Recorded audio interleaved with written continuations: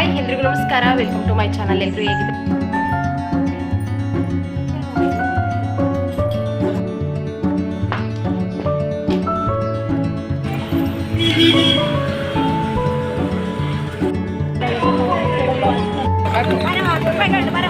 ಬನ್ನಿ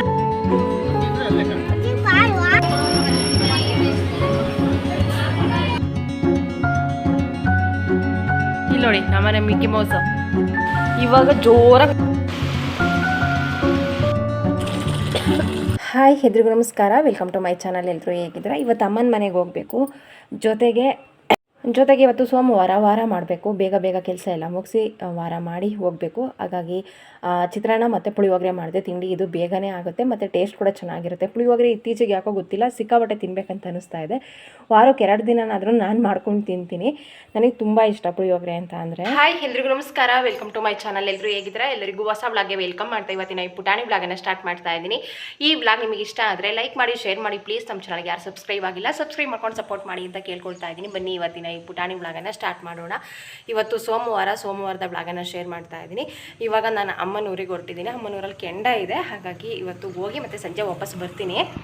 ನೆನ್ನೆ ಸಂಜೆ ದೊಡ್ಡಮ್ಮನೂರಿಗೆ ಹೋಗಿದ್ವಿ. ನಾನು ವೀಡಿಯೋ ಏನೂ ಮಾಡಲಿಲ್ಲ, ಅಕ್ಕನ ಪಾಪ ನೋಡೋಕ್ಕೆ ಅಂತ ಹೋಗಿದ್ವಿ. ಸಂಜೆ ಹೋಗಿ ಮತ್ತೆ 1-2 ಗಂಟೆ ಇದ್ವಿ ಅಷ್ಟೇ. 7 ಗಂಟೆಗೆ ಹೋಗಿ 9 ಗಂಟೆ ಅಷ್ಟರಲ್ಲೆಲ್ಲ ವಾಪಸ್ ಬಂದ್ವಿ. ನೈಟ್ ಹೋಗಿದ್ರಿಂದ ಇನ್ನೊಂದು ದಿನ ಹೋಗಬೇಕು. ಇವಾಗ ಸ್ವಲ್ಪ ಫ್ರೀ, ಕೆಲಸ ಎಲ್ಲ ಆಲ್ಮೋಸ್ಟ್ ಮುಗಿತಾ ಬಂತು. ಶುಂಠಿ ಕೆಲಸ ಬಂದುಬಿಟ್ರೆ ದಾಳಿಂಬೆ ಎಲ್ಲ ಕಟಾವಾಯಿತು. ಹಾಗಾಗಿ ಅಷ್ಟು ಇವಾಗ ಕೆಲಸ ಇಲ್ಲ. ನಾನು ಲಡ್ಡು ಇಬ್ಬರು ಹೊರಟಿದ್ದೀವಿ. ನಿತ್ಯ ಸ್ಕೂಲ್ ಇದೆ. ನೆಕ್ಸ್ಟ್ ವೀಕ್ ಮತ್ತೆ ಹೋಗಬೇಕು. ರಜಾ ಶನಿವಾರ ಭಾನುವಾರ ಹೋಗ್ತೀವಿ. ಆವಾಗ ನಿತ್ಯನ ಕರ್ಕೊಂಡು ಹೋಗ್ತೀವಿ. ಇವತ್ತು ಸ್ಕೂಲಿಗೆ ರಜಾ ಹಾಕ್ಸೋದು ಬೇಡ ಅಂತ ಅಂದ್ಕೊಂಡು ನಿತ್ಯನ ಸ್ಕೂಲಿಗೆ ಕಳಿಸಿ ನಾನು ಲಡ್ಡು ಇಬ್ಬರು ಹೋಗ್ತೀವಿ. ಲಹರಿನ ಇಲ್ಲೇ ಟಿ ವಿ ನೋಡೋಕ್ಕೆ ಅಂತ ಬಿಟ್ಟು ನಾನು ಒಬ್ಬಳೇ. ಏನಮ್ಮ? ಲಹರಿನ ಟಿ ವಿ ನೋಡೋಕ್ಕೆ ಅಂತ ಬಿಟ್ಟು ನಾನು ಒಬ್ಬಳೇ ಊರಿಗೆ ಹೋಗ್ತಾ ಇದ್ದೀನಿ. ಅಜ್ಜಿ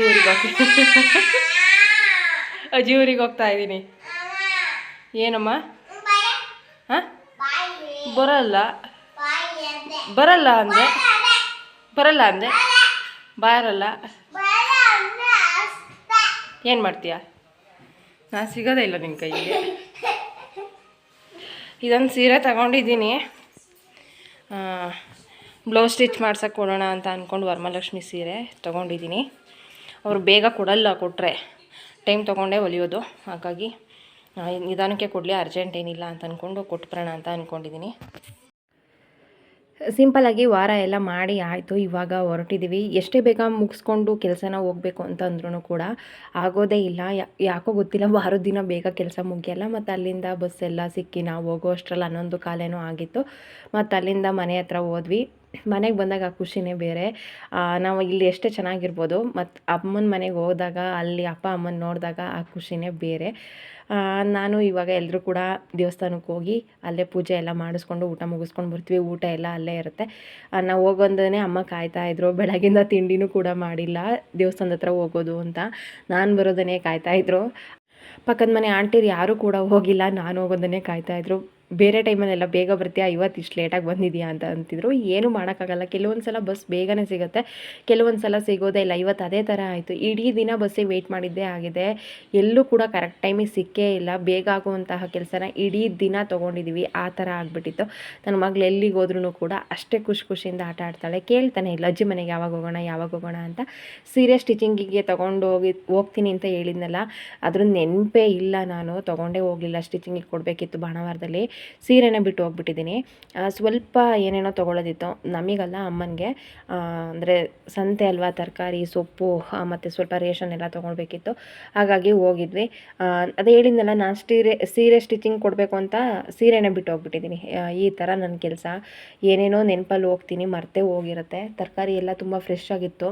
ಮತ್ತು ಸಿಕ್ಕಾಬಟ್ಟೆ ಹೂ ರೇಟು. ಇವಾಗಂತೂ ಹೂ ತೊಗೊಳಕ್ಕಾಗೋದೇ ಇಲ್ಲ, ಅಷ್ಟು ರೇಟ್ ಇದೆ. ಕೆಲವೊಂದು ಸಲ ಅಂತೂ ರೇಟೇ ಇರಲ್ಲ. ಸೊಪ್ಪು ಎಲ್ಲ ಮಾತ್ರ ತುಂಬ ಫ್ರೆಶ್ ಆಗಿ, ಸಂತೆಗಳಿಗೆ ಅದಕ್ಕೆ ಹೋಗಬೇಕು ಅಂತ ಹೇಳೋದು. ಅಷ್ಟು ಚೆನ್ನಾಗಿರುತ್ತೆ, ಫ್ರೆಶ್ ಆಗಿರುತ್ತೆ. ಯಾವ ಥರದ ತರಕಾರಿ ಸೊಪ್ಪು ಹಣ್ಣು ಏನು ಬೇಕು ಎಲ್ಲ ಸಿಗುತ್ತೆ. ಜೊತೆಗೆ ಈ ಥರ ಯಾವುದೇ ಕಾಳು ಸಿಕ್ಕಿಲ್ಲ ಅಂತಂದ್ರೂ ಈ ಥರ ಸಂತೆಗಳಿಗೆ ಹೋದರೆ ಎಲ್ಲ ಥರದ ಕಾಳು ಆಗಿರ್ಬೋದು, ಎಲ್ಲದೂ ಸಿಗುತ್ತೆ. ನನಗೆ ತುಂಬ ವರ್ಷಗಳೇ ಆಗಿತ್ತು ಅಂತ ಅಂದ್ಕೊಳ್ತೀನಿ. ನಾನು ಭಾನುವಾರದ ಸಂತೆಗೆ ಹೋಗಿ ಆಲ್ಮೋಸ್ಟ್ ಒಂದು 10-15 ವರ್ಷದ ಹಿಂದೆ ಹೋಗಿದ್ದೆ ಅಂತ ಅಂದ್ಕೊಳ್ತೀನಿ. 15 ವರ್ಷದ ಹಿಂದೆ ಸಂತೆ ಅಂದರೆ ಬಾಣಾವರಕ್ಕೆ ಹೋಗಿದ್ದೀನಿ, ಸಂತೆಗೆಲ್ಲ ಹೋಗಿಲ್ಲ. ನನಗೆ ಗೋಬಿ ಅಂದರೆ ತುಂಬ ಇಷ್ಟ. ಅದೇನು ಅಂತ ಗೊತ್ತಿಲ್ಲ, ಈ ಅಂಗಡೀಲಿ ಸಿಗುತ್ತಲ್ಲ, ನನಗೆ ಈ ಥರ ಗೋಬಿ ಟೇಸ್ಟ್ ನಾನು ಹಾಸನಲ್ಲಿ, ಚಿಕ್ಕಮಂಗ್ಳೂರಲ್ಲಿ, ಜಾವಕಲಲ್ಲಿ, ಹಳೇಬೀಡಲ್ಲಿ ಎಲ್ಲ ಹತ್ರನೂ ತಿಂದಿದ್ದೀನಿ. ಬಟ್ ಈ ಟೇಸ್ಟ್ ಸಿಕ್ಕಿಲ್ಲ. ಬಾಣಾವರಕ್ಕೆ ಬಂದೆ ಅಂತಂದರೆ ಪ್ರತಿ ಸಲನೂ ಕೂಡ ಮಿಸ್ ಇಲ್ಲದೆ ಇಲ್ಲಿ ಗೋಬಿ ತಿಂದು ಹೋಗ್ತೀನಿ. ನನಗೆ ಅಷ್ಟು ಫೇವ್ರೇಟ್, ಅಷ್ಟು ಚೆನ್ನಾಗಿರುತ್ತೆ. ಏನೋ ಒಂದು ನಾನು ಅಡ್ಜಸ್ಟ್ ಆಗಿದ್ದೀನಿ ಆ ಟೇಸ್ಟಿಗೆ ಅಥವಾ ಏನು ಅಂತ ಗೊತ್ತಿಲ್ಲ.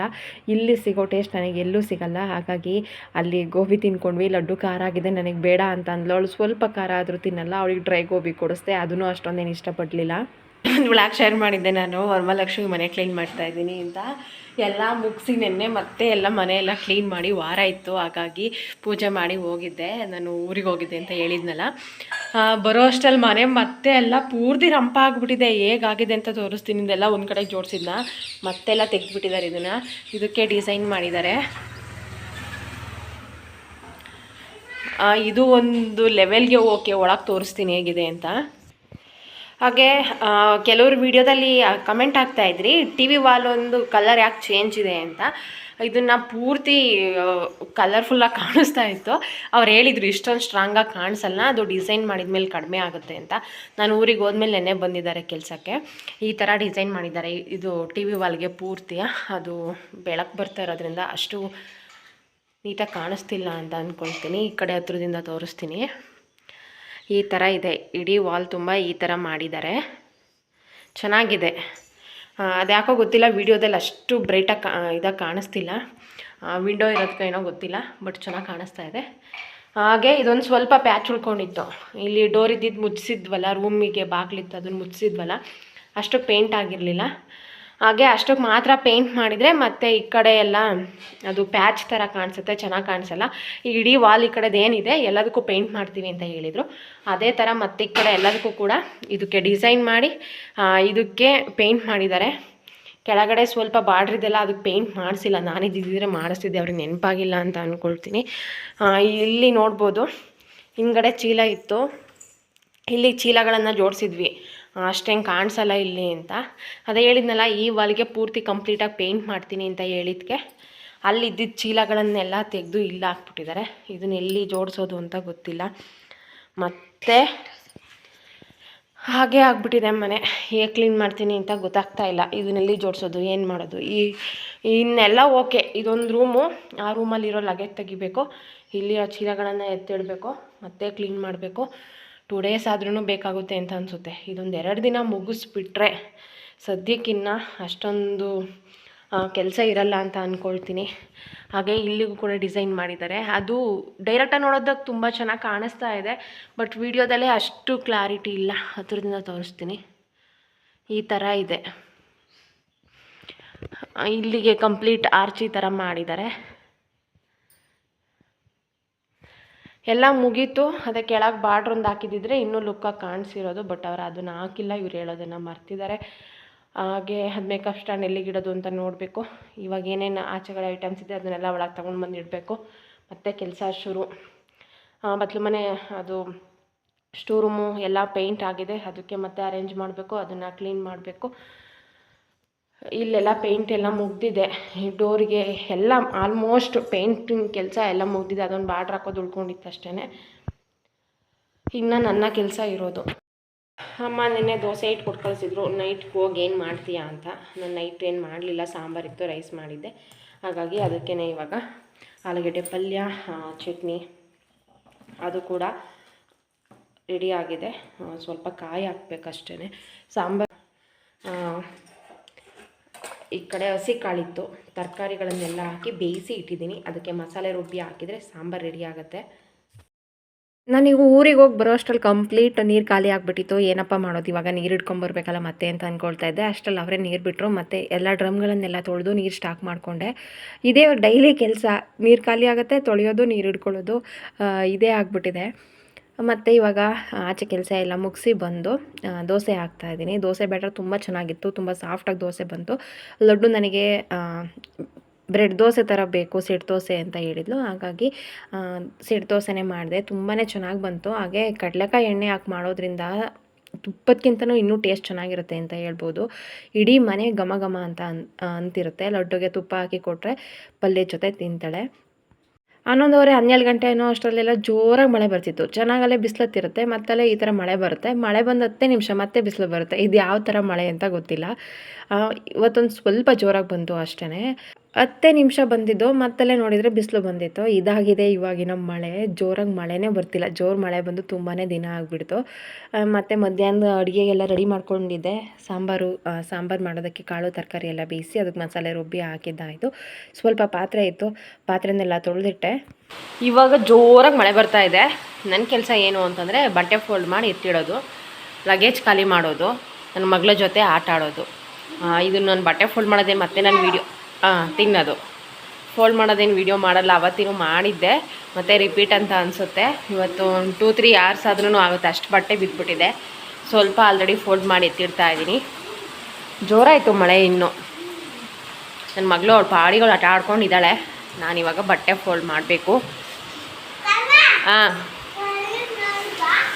ನೋಡ್ಬೋದು ಮಳೆ ಜೋರಾಯಿತು. ಇಲ್ಲಿ ನೋಡಿ ನಮ್ಮನೆ ಮಿಕ್ಕಿ ಮೌಸು. ಇದು ನಂಗೆ ಏನು ನೆನಪಾಗುತ್ತೆ ಅಂದರೆ, ಅವಾಗೊಂದ್ಸಲ ಲಡ್ಡು ಪೂರ್ತಿ ಚಿಕ್ಕವಳು, ಇನ್ನೂ 1 ವರ್ಷವೂ ಆಗಿರಲಿಲ್ಲ ಅಂತ ಅಂದ್ಕೊಳ್ತೀನಿ. ಆವಾಗ ನಿತ್ಯ ಈ ಥರ ಇದ್ರೊಳಗೆ ಕುತ್ಕೊಂಡು ಆಟ ಆಡ್ತಾಯಿದ್ಲು. ಇವತ್ತು ಲಡ್ಡು ಆಡ್ತಾ ಇದ್ದಾಳೆ. ಕುತ್ತಿಗೆ ನೋವಾಗುತ್ತೆ ಪಾಪ, ಕುತ್ತಿಗೆ ನೋವಾಗುತ್ತೆ ಕಣವ. ಸ್ವಲ್ಪ ಬಟ್ಟೆ ತೊಳೆಯೋದಿದೆ, ಬಟ್ಟೆ ತೊಳೆಯೋಕೆ ಹಾಕಬೇಕು. ಇದೇ ಮಾಮೂಲಿ ಕೆಲಸ ಶುರುವಾಗುತ್ತೆ. ಇವತ್ತಿನ ಈ ಪುಟಾಣಿ ವ್ಲಾಗನ್ನು ಇಲ್ಲೇ ಎಂಡ್ ಮಾಡ್ತಾ ಇದ್ದೀನಿ. ನಿಮಗೆ ಈ ವ್ಲಾಗ್ ಇಷ್ಟ ಆಗಬಹುದು ಅಂತ ಅಂದ್ಕೊಂಡಿದ್ದೀನಿ. ಇಷ್ಟ ಆದರೆ ಪ್ಲೀಸ್ ಲೈಕ್ ಮಾಡಿ, ಶೇರ್ ಮಾಡಿ. ನಮ್ಮ ಚಾನಲ್ಗೆ ಯಾರು ಸಬ್ಸ್ಕ್ರೈಬ್ ಆಗಿಲ್ಲ, ಸಬ್ಸ್ಕ್ರೈಬ್ ಮಾಡ್ಕೊಂಡು ಸಪೋರ್ಟ್ ಮಾಡಿ ಅಂತ ಕೇಳ್ಕೊಳ್ತಾ ಇದ್ದೀನಿ. ಹಾಗೆ ಅಮ್ಮ ಹೇಗಿದ್ದಾರೆ ಅಂತ ಕೆಲವರು ಕಮೆಂಟಲ್ಲಿ ಕೇಳ್ತಾ ಇದ್ದಾರೆ. ಅಮ್ಮ ಈಗ ಸ್ವಲ್ಪ ಪರವಾಗಿಲ್ಲ, ಅಮ್ಮನಂತೂ ನೋಡೋಂಗಿಲ್ಲ, ಅಷ್ಟು ವೀಕ್ ಆಗಿಬಿಟ್ಟಿದ್ದಾರೆ. ಹಾಗಾಗಿ ನಾನು ಅವ್ರನ್ನ ಅಷ್ಟೇನು ನಾನು ವೀಡಿಯೋ ಮಾಡಲಿಲ್ಲ.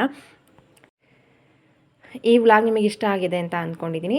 ಇಷ್ಟ ಆದರೆ ಪ್ಲೀಸ್ ಸಬ್ಸ್ಕ್ರೈಬ್ ಮಾಡ್ಕೊಂಡು ಸಪೋರ್ಟ್ ಮಾಡಿ ಅಂತ ಕೇಳ್ಕೊಳ್ತಾ ಇದ್ದೀನಿ. ಸಿಗ್ತೀನಿ ಮುಂದಿನ ಹೊಸ ವ್ಲಾಗಲ್ಲಿ. Thank you.